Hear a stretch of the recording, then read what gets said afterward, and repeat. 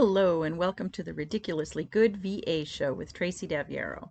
If you are a virtual assistant or want to be one, this is the place to learn the tips and tricks you need to become a ridiculously good VA. I've been a part of the VA industry since 1998, and I'm excited to get to know you and help you build an amazing business. Let's go. Hey there, welcome to another episode of the podcast that teaches you how to be a ridiculously good virtual assistant. Today I want to talk about how to get ready to network with new people. Today's quote is from Dale Carnegie. You can make more friends in 2 months by becoming interested in other people than you can in 2 years by trying to get other people interested in you. Now, I know you're going to say you're not looking for friends, but this is Dale Carnegie. And the way to get clients is to build relationships with people who you like and can talk to and can help. They can be friends. Let's go. Networking is always going to be the solution that I mention when it comes to finding clients. But networking is also how you grow your business, your contacts, and your audience. Connecting with the right people can lead to the best clients, collaborations, and awesome learning opportunities. When it comes to your VA business, the people you know help you grow in every area. When I traveled to the events that my clients and their colleagues were going to, I increased my visibility by 300 times. Instead of just talking to my client over Zoom or whatever, and then hoping that they would send me a referral if they happened to be having a conversation with someone, I literally went to the event that they were going to with their business coach. We all spent 3 days together, and the people in their community were there too. And it was so easy to get clients. No, I didn't know any of them when I went, other than my clients. And no, I didn't get all of my business or my new clients from their referrals. It was the opportunity that I gave myself to be in the same place as all of those people. And yes, it cost me about $1,000 each time I went, but the clients I got when I was there paid me way more than that. Some even paid me $1,000 a month, and that was 15 years ago. So it was well worth it, the return on investment. Why? Because trust is built easily in person, but also when you're part of a community where people are all trying to grow their business, you become one of them. Luckily, we have a lot more opportunity locally and online now to network, but it's all networking. How do you feel about networking? Today I want to talk about how to start networking with new people, preparing to join a new networking group.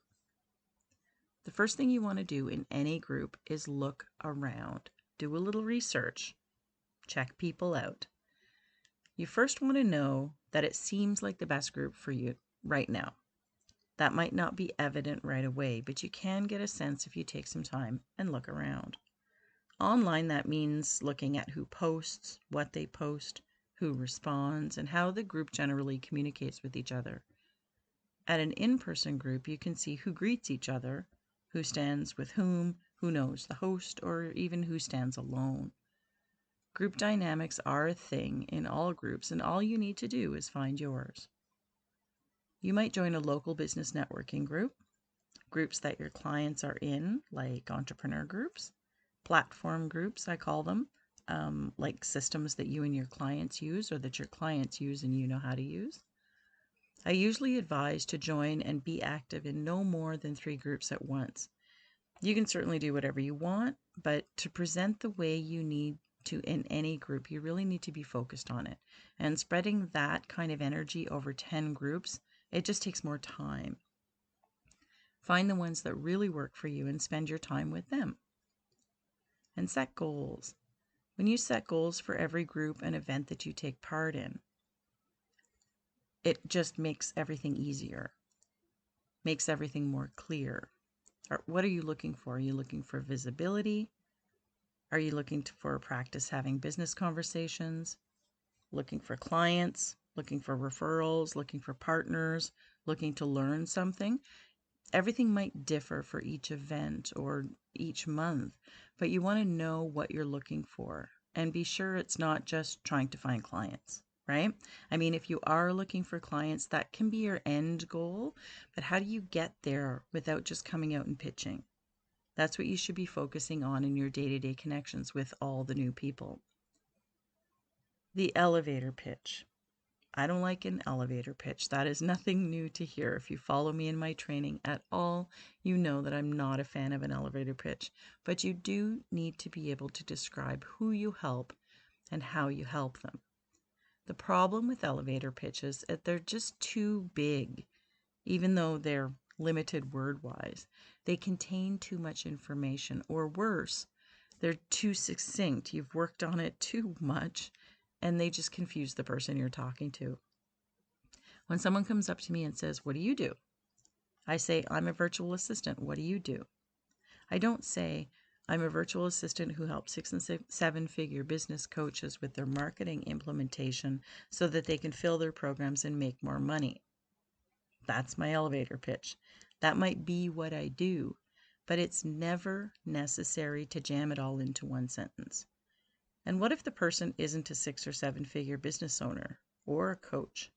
What if they do marketing themselves? That's their service offering. Or what if they have somebody who does their marketing? What if they don't run programs and they already make decent money, or they think they do? So you can see it's important for me to know what I do with that pitch. But creating your concise marketing message that's what that is. It's just not necessary, in my opinion, to recite it in any networking conversation. You want to use that information, though, to make conversation. Someone might respond to me and say, "I'm a fitness instructor." Then you can ask them how they work with their clients. If they say they run fitness groups, you can ask them how they fill their programs. If they say they're struggling with filling their programs, boom, you can talk to them about what you do. Are they your ideal client? No. But can you help them? Of course you can. Now you can settle into the conversation and chat about what you do know and what they need. It doesn't mean that they're going to become your client, but that person will have a very good idea of what you do, who you help, and they can repeat that to others. And that's a referral. Always be helping. That's your role in any group that you belong to, especially if it's a new place for you. Networking is never about self-promotion. But of course, what you do is going to come up in the conversations that you have. That's natural. It's not in a salesy way, it's in a conversational way. I did a podcast episode about how to market your VA business without breaking self-promotion rules in Facebook groups. I'll link it in the show notes. If you haven't listened to it, make sure you do. It's very important to learn how to do it, either in a Facebook group or any other situation. It's relevant for in-person conversations as well. What kind of value can you bring to the person you're talking to, or to the rest of the people in the group or community? Always think about who you can help today. Make a strong first impression. Show people that you're not shy to chat and that you're here to help. It's also very important to be aware of hogging the conversation or hijacking threads on groups. Asking questions will always put you in a position of not being salesy and being able to get the information that you're looking for. Really listen to what the other person says and respond accordingly. If it's a post or a post comment, really read it through and clarify in your mind what the poster is asking if you aren't sure. Another thing that's really important is to be present, to be there, and to engage. Lurking is not going to get you anywhere. It's a complete waste of time. After that initial research that we talked about doing, you need to actively be taking part in any group that you join. And think about what Dale said in today's quote. You can make more friends in 2 months by being interested in others than trying to get them to be interested in you. Build relationships and trust. You want to focus on building relationships, connect, converse, follow up. When you're taking your conversations offline or private, as the case may be, you want to continue focusing on the relationship. You can't be pushy, but you do have to follow up. You can't sit back and wait for others to initiate conversation or response or to reach out to you afterward. You have to get comfortable with following up. I can't tell you the number of VAs who tell me that they wait weeks to follow up with someone that told them they were interested in having a conversation with them, or they email them once and then the ball's in their court. They wait. People are busy. People are inundated with emails and messages these days. My messenger is nonstop some days. You have to first reach out and then follow up. If someone tells you they want to talk to you, give them the opportunity to do that. And create shareable content that helps people. Here's a really quick tip. When you see people inquiring about how to do this or that, create a piece of content that will help them. Just go and do it. I used to write blog posts for things that were being discussed in the groups, and then I would share that blog post link in the group as a part of my reply to the conversation. It's a tactic that works. It shows not only that you can be helpful, like that you know the answer, but that you're a specialist and an authority on that topic, because you actually have content on your website that talks about exactly what they're struggling with, right? The other thing that you should get really accustomed to doing is interacting with people that you're connecting with. Like, comment, and share their content where it makes sense. Sharing might only be possible if your audiences are similar, but you can always like and comment, and that's interactive. Be thoughtful. I always say the surest way to get a referral is to give one first. And the surest way to get interaction on your social media content is to interact with someone else's first. It's a give and take relationship. And it works. Don't comment for the sake of commenting. Be honest and truthful. Be interested, right? And nurture your connections. When it comes to follow-up, be sure to use a master list or a system that helps you keep track of everyone you're talking to. I have a Google sheet that helps me find the people, where we're talking, what our last conversation was about. I do a lot of networking and I connect with a lot of people in a lot of different places. And sometimes there's a bunch of time in between our interactions. It's a really good way to keep it all organized. It also helps when you're talking to someone else or just surfing online. If you come up with a resource that, say, someone that you talked to would have liked, you can use that as a follow-up. Some mistakes to avoid. You most definitely want to avoid being sales-focused or salesy. People don't like it and they won't respond to it. I used to belong to a networking group and there was a VA who would post every few days for people to hire her. She never got engagement on her posts, and I don't know if she ever got clients, but I'm guessing since she did this all the time and it went on for months and months that she wasn't getting clients using her particular strategy. Once she started actually engaging with people, though, and attending the events that the group ran, that's when people got to know her. I think she settled into it, she started having conversations, and they learned how she actually helped people. And then she got clients. It's super important to keep the sales at bay unless someone really says they're looking for it. Just because they're inquiring about services does not mean that they're ready to invest. There's a statistic that says something like 30% of the people in any group are ready to work with you now, and that means 70% aren't. And I think like 15% never will or something like that. I can look up the stat, but the idea is you want to focus on the 55%. There are so many of them, and eventually they're going to know who to reach out to when it's time to get their help if you're there and building those relationships, right?